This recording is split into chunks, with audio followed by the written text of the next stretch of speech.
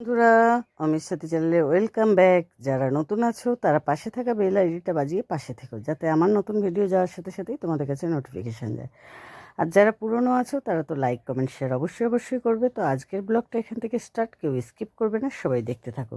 আজকে হচ্ছে সোমবার।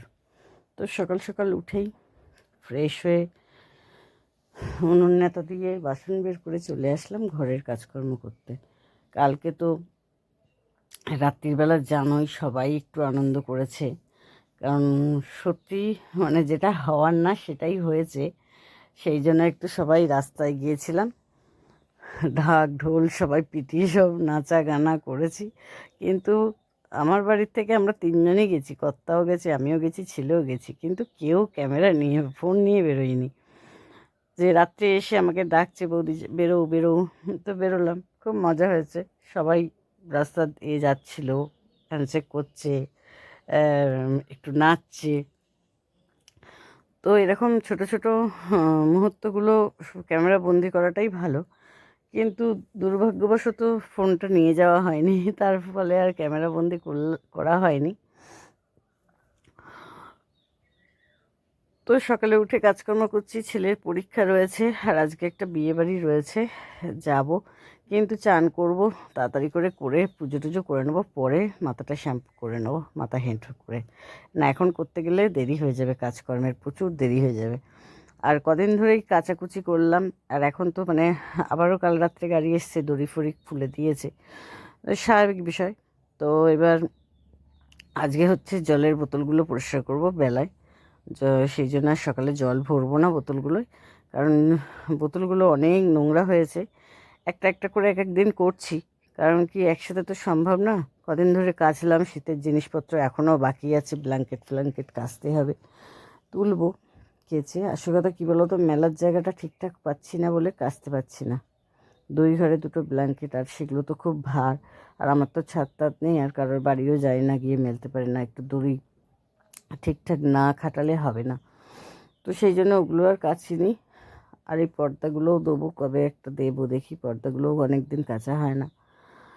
ঘরের কাজকর্ম, রান্না বান্না, পুজো আসছে, সকালবেলা দেখা যাচ্ছে যে কাচতে গিয়ে না পুজো করতে দেরি হয়ে যায়। পুজো করতে দেরি হলে পুজো না করে তো আমরা ধান চালের জিনিস খাই না, সেই জন্য করাও হয় না। মনে করি বেলায় করব। হ্যাঁ, চান টান হয়ে যায়, যদি সেরকম ভিজে টিজে যাই তাহলে আবারও গা ধুয়ে নেবো, কারণ এখনও সেই ঠান্ডাটা তো আর নেই, গরম ভালোই গরম পড়ে গেছে। তো এই দেখো সকালবেলা ঘরটার মুছে নিলাম, ফুল তুলে নিয়েছি। তার মধ্যে একটা সজনে গাছ আছে, তোমার ওই বাগানে ছিল, তো সেটা আছে, কর্তাকে তাই বলছি যে চলো কটা ডাঁটা পেরে নিয়ে আসি। আর আমার ঘরের সামনে যে ডাঁটা সজনে গাছটা, সেটাতেও ডাঁটা হয়েছে, সেটা পরে খাবো, এই আর কি। তা জমি টমি তো বিক্রি হয়ে গেছে, কিন্তু রত আর নেবে না, তাই আমি কটা পেরে আনলাম। মানে কর্তা আর আমি গেলাম। আর এদিকে মানে ঘুমিয়েছি এক ঘুমে, সকাল গাড়ি কখন এসছে কী হয়েছে কিচ্ছু জানি না। তার মধ্যে পাখা চলেছে, আর আমার পাখাটা তো সিলিং ফ্যান না, ঘর নিচু বলে তো সিলিং ফ্যান না, স্ট্যান্ড ফ্যানটাই দেয়ালে খাটানো। ছেলের ঘরেও তাই, টেবিল ফ্যান দেয়ালে খাটানো, চালে খাটানো। তো এরকমই ব্যাপার। আর এদিকে তোমার বিয়ে বাড়ি যাবো, সবই ঠিক আছে, ছেলে তো পরীক্ষাটা আগে দেবে, তারপর। সব থেকে বড় কথা কী বলো তো, বিয়ে বাড়িতে শুধু মানে খেতে যেতেই বলেছে। কিন্তু যদি সকাল থেকে একটু বলতো, আনন্দ করা যেত, সেটা খারাপ লাগছে। হ্যাঁ, তারপরে আমাদের দিকে কাউরেই সেরকম বলেনি, মানে ওদের বাড়িটা হচ্ছে মিডিলে, রাস্তা পুরো রাস্তাটার মিডিলে। তার ফলে কি এদিকের লোকেদেরও বলতে হয়, ওদিকের লোকেদেরও বলতে হয়, তার ফলে একদমই কম কম বলেছে, একজন একজন করে যাদের যাদের মনে হয়েছে বলেছে, সবাইকে বলেনি। এবার আমাদের দিকটা দিয়ে মানে মানে আমাদের বাড়ির আর কেউ যাবে না, ছেলে আর আমি। আমার ঠিক ভালো লাগছে না, কিন্তু ছেলে যাবে, সেই জন্য যেতেই হবে। তো দেখা যাক। আর এর মধ্যে তো তোমার আর তো বিয়ে থাও পড়ে না এখন সেইভাবে, আর বললে এখন যা সময় তাতে সব ওই একজন একজন করেই বলে। যেহেতু আমাদের স্বনির্ভর গোষ্ঠীতে রয়েছে উনি, তাই আমাকে আর ছেলেকে বলেছে। তো তাছাড়া সব বলে সামনের দিকেই বলে, শাশুড়ি ঘরে বলে যায় একজন, সেখান থেকে ওরাই যায়, আমরা তো আমাদের তো যাওয়া পড়ে না। আর দোকানের ওদিক দিয়ে পড়লে সেও কর্তাকে বলে, একা বলে, এরকম ব্যাপার। তো তো সেই জন্য মনে করছি না যাই, একটু তো আনন্দ হবে, সাজাগোজাটাও হবে। আর এদিকে দেখো ফুল একটু বেশি পেলে কি ভালো লাগে। এই গরমকালটা যতই বিরক্তি হোক তারপরেও একটা স্বস্তি লাগে যে ফুল অনেকটা পাওয়া যায়। আর বাড়িতে গাছ রয়েছে, এগুলো সব গাছেরই ফুল, বাড়ির গাছেরই ফুল। ভালো লাগে, পুজোটা দিতে সময় লাগলেও ভালো লাগে। আর কিনে ফুল ও এক দু রকম তো ভালো লাগে না। আর এদিকে দেখো ভাতটাও বসিয়ে দিয়েছি। আর এদিকে আমি চলে এসেছি রান্নাঘরে রান্না করতে। তো এই যে বললাম ডাঁটা পেড়ে এনেছি, তাই একটু বেগুন ভেজে নেবো। ভাত কী দিয়ে খাবো, ডাঁটার তরকারি আছে, কিন্তু খেতে গিয়ে দেখলাম খারাপ হয়ে গেছে, মানে ফ্রিজে তোলা হয়নি কালকে। তাই একটু বেগুন ভেজে নিলাম।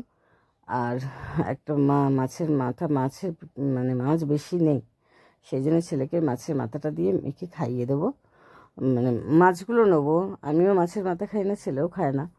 তো শুক্তোটা বসিয়ে দিয়ে তারপরে একটু খেয়ে নেবো, কারণ কি খিদেও পেয়ে গেছে সত্যিকারের কথা। শোনো, মাছটা ভেজে নিই শুক্তো করে, তারপরে ওকে দিয়ে দেবো। কারণ কি ভেবেছিলাম তরকারি আর বেগুন ভাজা দিয়ে হয়ে যাবে, কিন্তু তরকারিটা খারাপ হয়ে গেছে, কী আর করা যাবে বলো। এখন আমি আবার আলু ভাজা নয় কিছু করতে হবে। আর ডিম রয়েছে, ডিম ছেলেকে দেবো না, পরীক্ষা দিতে যাওয়ার সময় আমি ডিম মাংসটা একদমই অ্যাভয়েড করি। যতদিন পারবো, যতদিন আমার বৃত্তের মধ্যে থাকবে ততদিন চেষ্টা করব যে ছোট থেকে যেরমভাবে মানুষ করার চেষ্টা করি সেরমই করি। এমন অনেকেই আছে, কেউ মারা গেছে আত্মীয়দের মধ্যে, মানে রিলেটিভ, তাও দেখা যাচ্ছে যে বাইরে গিয়ে বাচ্চাকে এটা সেটা খাওয়াচ্ছে, কিন্তু আমি কোনোদিনই খাওয়াই না। আমার ওগুলো পছন্দ না। যে মানবো যখন ভালো করেই মানবো, আর মানাটা উচিতও। আমার বাড়িতেই আছে অনেকজন যে তারা স্কুলে পাঠশালায় গিয়ে বেড়াতে গিয়ে খাইয়ে নিয়ে আসে, বাড়ি খায় না। তো সেগুলো আমার ছেলেও সেটা অভ্যস্ত না, ও মানে কোনো জায়গায় নেমন্তন্ন থাকলে বা পিকনিক থাকলেও, এখন তো একটু বড় হয়েছে কিন্তু ও যেতে চায় না।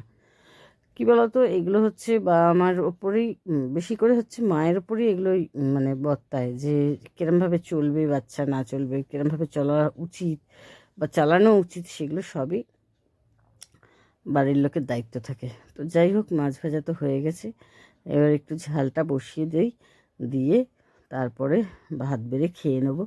যেহেতু আমি ভেবেছিলাম তরকারিটা আছে, কিন্তু তরকারিটা নেই যখন, আর কি করা যাবে, অগত্যা শুকনো শুকনোই খেতে হবে। তাই একটু পেঁয়াজ কুচিয়ে নেব, আর লঙ্কা নিয়ে একটু ঘি দিয়ে যা হোক করে খেয়ে নেবো, সকালের খাওয়া তো।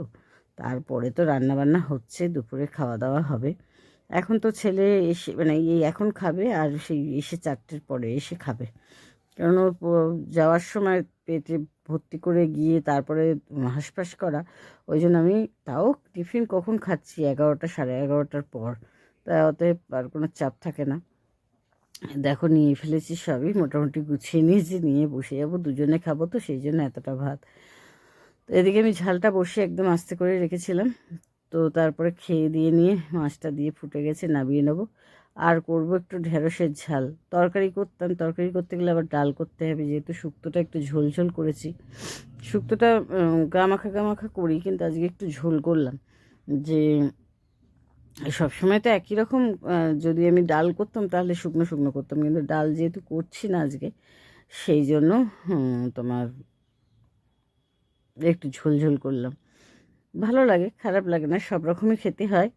তবে আমার ছেলে সব রকম খায়, আমি ওকে এক থালায় খাওয়াই বলে খায়। অনেকেই আছে খায় না। আজকেই একটা জায়ের সাথে কথা হচ্ছিল, না উচ্ছে খায় না, ভাজা হলে খায়, তরকারি হলে খায় না। আমি সবই খাওয়াই, এক ঝামেলা ঝঞ্ঝট করে তাও এক দুগাল খা ভাই, আমার পাতে বসে খা, ও আলাদা করে তোমাকে দেবো না, তাহলে তো খাবেই না, শুধু মাছটা মাংসটা ডিমটা খাবে। তো এটাই, ওই জন্যই বললাম যে সবটাই বা আমার ওপর, বাড়ির উপর নির্ভর করে। অনেকেই আছে বলে এত বড় ছেলে একা খায় না, মায়ের পাতে খায়, মায়ের পাতে খায়, বলুক। কারণ কি সব রকম তো খাওয়ানোর দরকার। এবার এখনকার ছেলেপুলে বলো বা আমরাও, তে তো ওদের বয়সীতে তখন এটা সেটা অনেক কিছুই খেতাম না, নাকশিট করতাম। তারপরে আস্তে আস্তে আস্তে আস্তে সবই খাওয়া শিখে গেছি। তো সেরকমই ওদের ক্ষেত্রেও তাই, সেটা আর তো বলা যায় না যে আমরাও এরম ছিলাম। তো ওই চেপে চেপে খাইয়ে দিই, সব রকম খাক, বেশি না খাও, যেটা ভালো লাগে সেটা বেশি খাও, যেটা খারাপ লাগে সেটা কম খাও, খেতে হবে।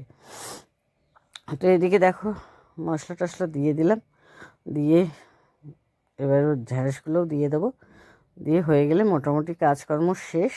তারপরে বোতল ধোবো, বোতলগুলো নোংরা হয়েছে। আর এদিকে দেখো লেগে গেছে একটুখানি ঢ্যাঁড়সটা।